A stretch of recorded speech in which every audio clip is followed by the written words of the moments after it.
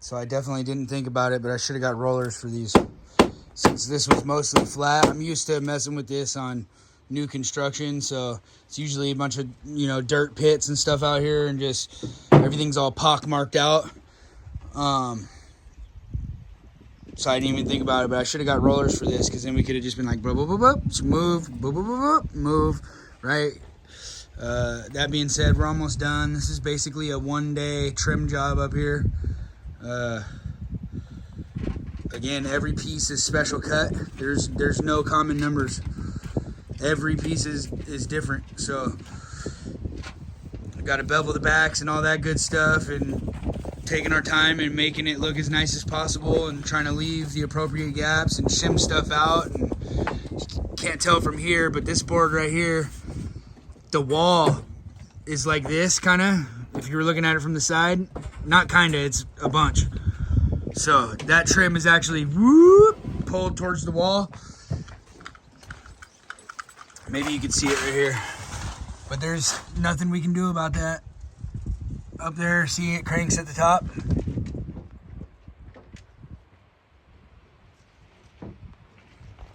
It just cranks in.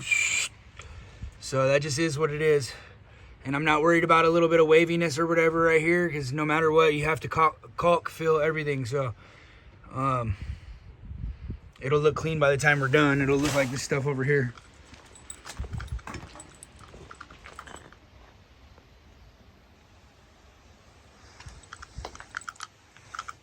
All right, so after paint, that'll look nice and clean. No big deal. All right, so it'll be the same thing over there. So I'm not worried about any little gaps, regardless what anybody has to say about that. Hardy recommends gaps everywhere anyways, for expansion and contraction, and then quad max caulking. And while we're talking about caulking, we install everything to the manufacturer's recommendations. And it'll tell you certain stuff right on top of these boxes. People are like, oh, you're supposed to tool it in, blah, blah, blah, blah, blah.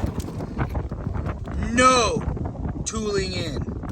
Do not tool or smear on pre-finished color claddings. Right? So, you don't want to do that. Do not use as a nail hole filler. Right?